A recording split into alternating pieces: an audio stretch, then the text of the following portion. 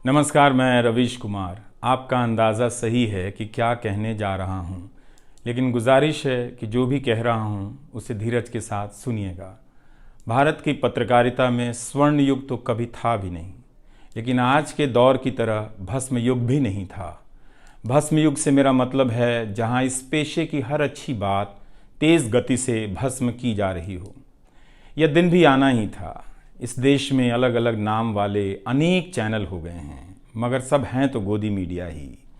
उसका परिवेश, उसका इकोसिस्टम, पत्रकारिता का और माहौल सब खत्म कर दिया गया है। मगर पत्रकारिता करने और कराने का दावा भी सब कर रहे हैं। खासकर वो भी कर रहे हैं जो उसी सत्ता का हिस्सा माने जाते हैं, उसी के रूप में देखे जाते हैं, जिसकी ताकत से हर दिन पत्रकारिता इस देश में कुचली जा रही है।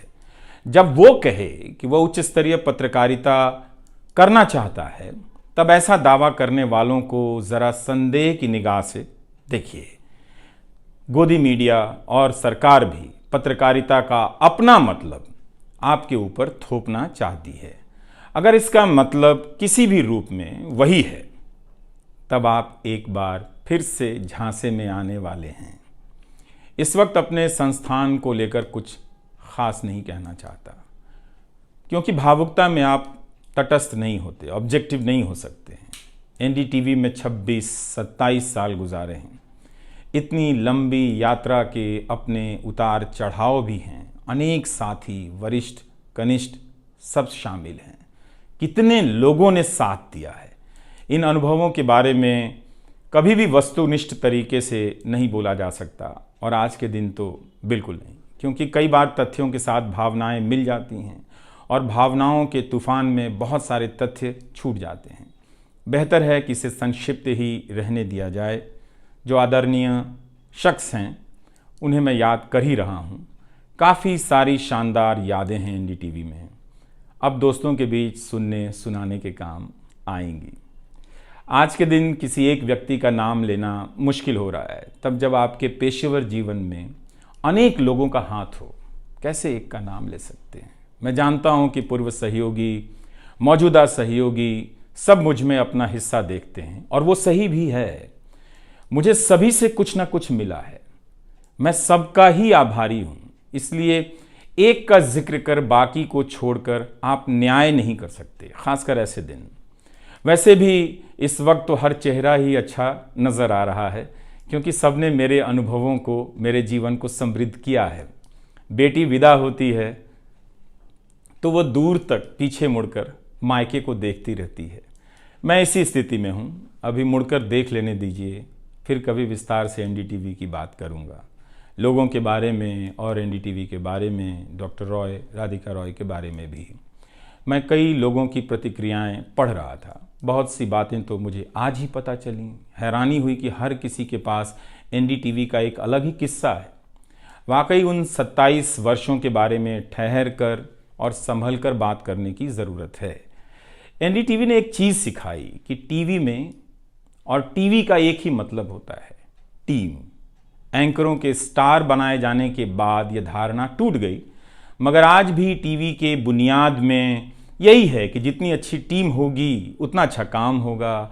अभी इस बात को यहीं रहने देता हूँ, कभी किसी और वक्त के लिए, तब जब आप भावुक ना हों, तब जब मैं भावुक ना हूँ कि एनडीटीवी छूट रहा है।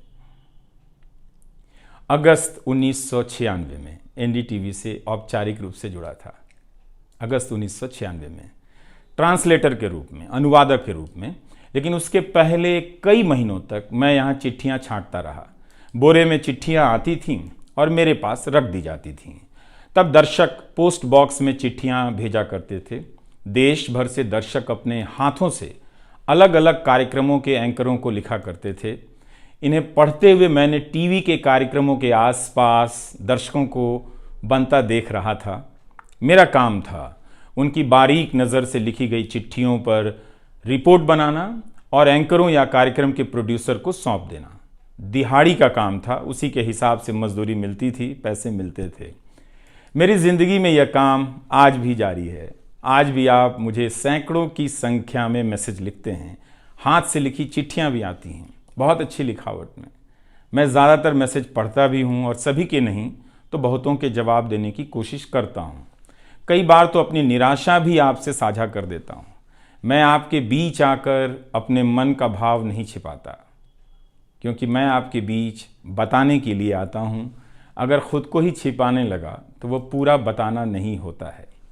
मुझे तो लगता है कि कई हजार दर्शकों के पास मेरे लिखे हुए जवाब होंगे। उंगलियों में दर्द रहने के कारण इन दिनों जवाब देना कम कर दिया है। तो एक तरह से जिन चिट्ठियों से एनडीटीवी में मेरी शुरुआत होती है, उनका आना जाना आज भी जारी है, आज तक जारी था। वो काम आगे भी जारी रहेगा, लेकिन इतने सारे सुझावों, जवाबों, अपेक्षाओं, शिकायतों और डांट के बीच सोना, जागना और जीना मुझे आपके हवाले करता चला गया। मैं खुद के पास तो रहा ही नहीं, आपके बीच गया तो घर ही नहीं लौटा। शायद अब कुछ वक्त मिलेगा खुद के साथ रहने का। आज की शाम एक ऐसी शाम है जहां चिड़िया को उसका घोंसला नज़र नहीं आ रहा, क्योंकि कोई और उसका घोंसला ले गया है, मगर उसके सामने थक जाने तक एक खुला आसमान ज़रूर नज़र आ रहा है। तो खैर, उसके बाद अनुवादक बना और कई पत्रकारों की रिपोर्ट का अंग्रेज़ी से हिंदी में अनुवाद करता रहा। इसके बाद मैं रिपोर्टर बन गया और फिर मेरी दैनिक रिपोर्ट की अलग यात्रा शुरू होती है। रवीश की रिपोर्ट से काफ़ी कुछ सीखने को मिला। तो इस तरह से ये एनडीटीवी में ही संभव हुआ कि एक चिट्ठी छांटने वाला इसके एक चैनल का ग्रुप एडिटर समूह संपादक बनता है और आज उसे छोड़ रहा है, इस्तीफा दे रहा है। बहुत बड़ी बड़ी शक्तियाँ पीछे खड़ी हैं इस एक पत्रकार के पीछे। तो स्वाभाविक है कि ये नौबत आनी थी, इसका अंदाज़ा मुझे पहले भी था। लेकिन जिस दिन आता है उस दिन अच्छा तो नहीं लगता है। लेकिन मैं आपसे यह भी कहना चाहता हूँ कि जब भी मेरे बारे में मूल्यांकन करें, इस बात की सहानुभूति मुझसे ना रखें कि मैं चिट्ठी छांटता था। मैं उनकी तरह नहीं हूँ कि अचानक चाय बेचने की बात करने लग गया। उतर रहा हूँ जहाज़ से, बात कर रहा हूँ चाय बेचने की। सहानुभूति के लिए या फिर अपने संघर्ष को महान बताने के लिए मैं ऐसा नहीं करना चाहता। इस देश में हर किसी का संघर्ष ही पहाड़ चढ़ने के जैसा है। आप एम्स के बाहर मरीज जो खड़े हैं, उनके परिजन जो खड़े हैं, उनसे मिल लीजिए। आपको पता चल जाएगा कि उनकी चुनौतियां कितनी बड़ी हैं और आपका दुख कितना कम है, छोटा है। लेकिन आज के दिन मैं आप सभी के बीच दर्शकों की बात करना चाहता हूं। इस दौर में कुर्सी पर बैठे किरदारों को टूटते हुए देखा, सबने देखा। संस्थाओं को भस्म होते देखा, आपने देखा। नफरती तूफान में लोगों को भटकते देखा, मगर मैंने इसी दौर में एक नई संस्था भी बनते देखी है। वह संस्था है जनता की संस्था, दर्शकों की संस्था। दर्शक ही अपने आप में इंस्टीट्यूशन बन जाते हैं। आप दर्शकों की संख्या भले कम है, मगर आप दर्शकों ने मिलकर जर्जर किए जा रहे इस लोकतंत्र में जनता नाम की संस्था का पौधा सूखने से बचा लिया। एनडीटीवी में मुझे जब भी अवसर मिला मैंने जान लगा दी। मैंने कभी उन अवसरों को अपने लिए नहीं देखा, बल्कि यही सोचा कि ये अवसर मुझे आप दर्शकों के लिए मिला है, इसलिए उन सभी अवसरों को आप दर्शकों की कहानियों से भरता चला गया और मैं आप दर्शकों का होता चला गया। आपका दावा मुझ पर बहुत बड़ा है, मैं जानता हूँ। आप मुझ पर बहुत दावा रखते हैं। मेरे आसपास आप दर्शकों की वजह से एक न्यूज़ रूम बन गया था, पब्लिक न्यूज़ रूम, जो दफ्तर के भीतर नहीं, आपके घरों में था, आपके दिमाग में था।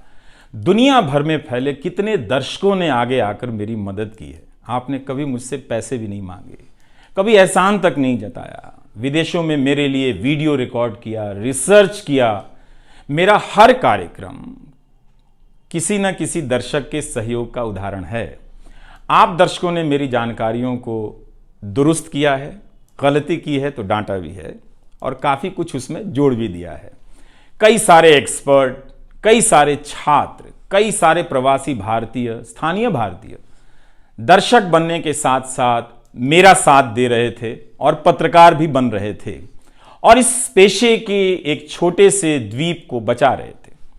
इस प्रक्रिया को बिखरते देखना, दर्शकों के बनने की प्रक्रिया को बिखरते देखना और फिर से बनते देखना बहुत सुखद अनुभव रहा। आप दर्शकों में से कईयों ने मेरे लिए अलग अलग भाषाओं से अनुवाद तक कर दिया। संसाधनों की हमेशा मेरे पास कमी रही, मगर आप सभी ने मिलकर पूरी कर दी, सिर्फ इसलिए कि प्राइम टाइम में जो भी जाए ठीक से जाए।